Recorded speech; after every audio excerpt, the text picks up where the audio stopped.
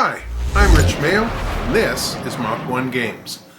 I see a lot of comments on Facebook and on the internet about how hard it is to get players to pick up a new role-playing system, which forces dungeon masters, moderators, storytellers, whatever you call yourself, to play the same games over and over again because it's just too hard to get people to make that switch of systems, make that switch of mindsets. So this is a quick video just to introduce the Beyond the Role-Playing Game, how to play in a 60-second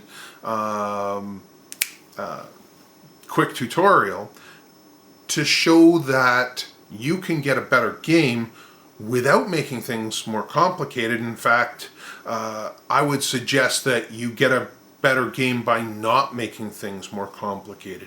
And what it does is it gives you modularity, the ability to then tailor make your role-playing game to match the setting and tone, level of lethality, level of realism that you're interested in. And we can, sky is the absolute limit with this concept. So let me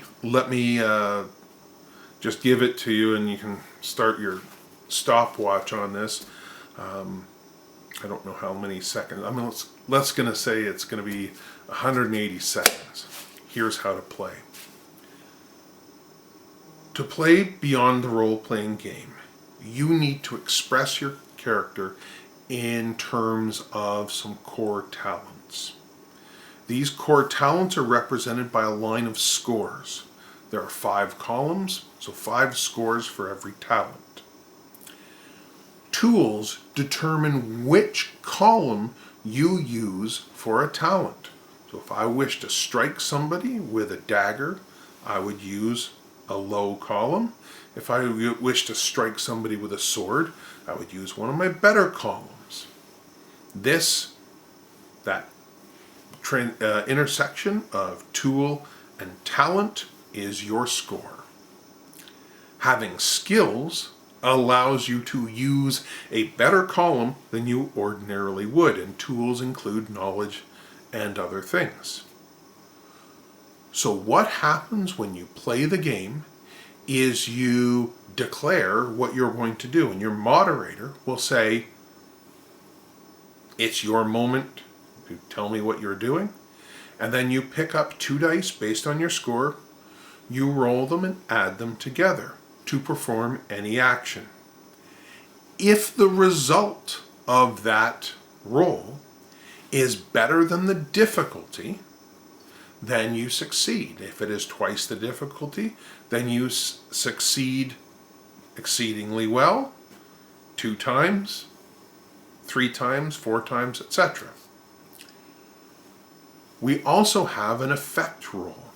The effect roll uses the number of successes you had on your action.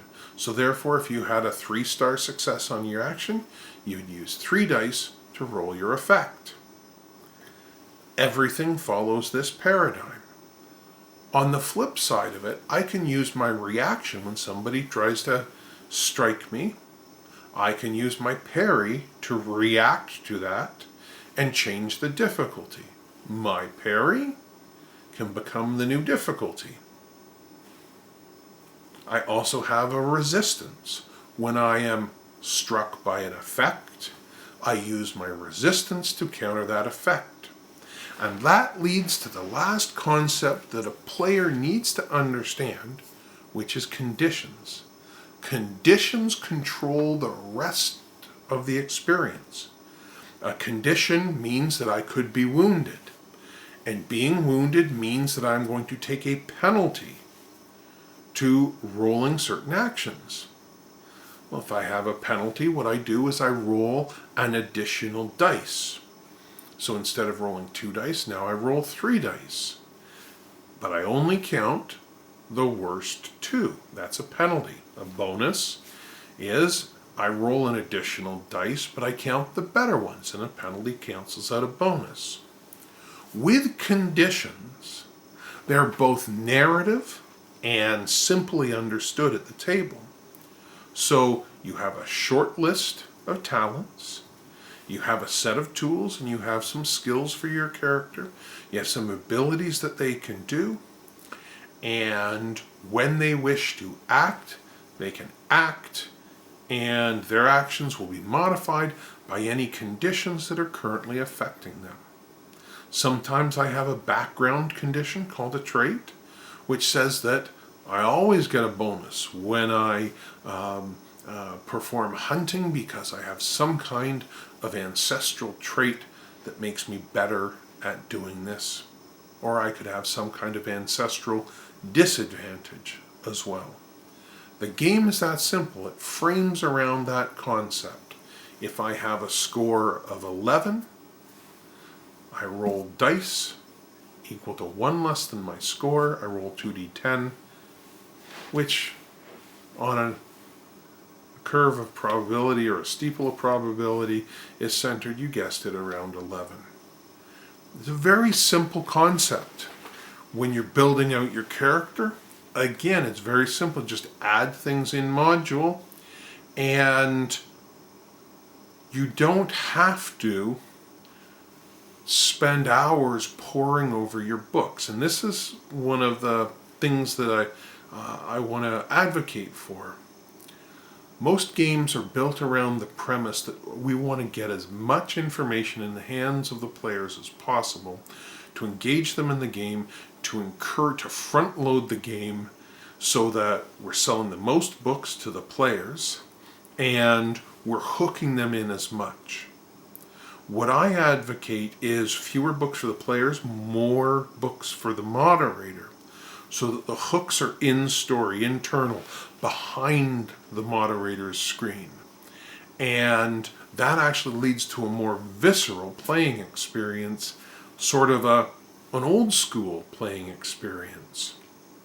And this is one of the shifts that's unspoken. I don't think people articulate this particularly well. That's one of the problems, one of the reasons why people haven't left first and second edition, is because on some level instinctively, or maybe they've got it figured out, that too much control moved across to the front of the screen, and some of the mystery, some of the magic was taken from the game.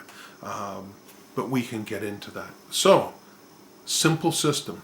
Anybody can learn it in matter of seconds, matter of watching a video. Then it's your job as the game moderator, game master, to get them excited about your vision of the world and the types of characters that they can play, and the fact that you're going to give them agency on their characters and ways of getting at the abilities that they want and really telling a story without this pathological pre-construction of their character. To me, it's egregious when a character is completely pre-constructed for all the levels that they're going to get before they even start playing. So we're no longer exploring the story of the character, and this is where one of those shifts occurs. If the character's all planned out, well, isn't the character the story? So the story's all planned out, and then it's just event. Like there's a real fundamental problem with that approach. I've got a problem with it, and maybe you do too. So that's all I wanted to say on that topic. Please like and subscribe. See us on Facebook. Go to the website. Join the forum on the website.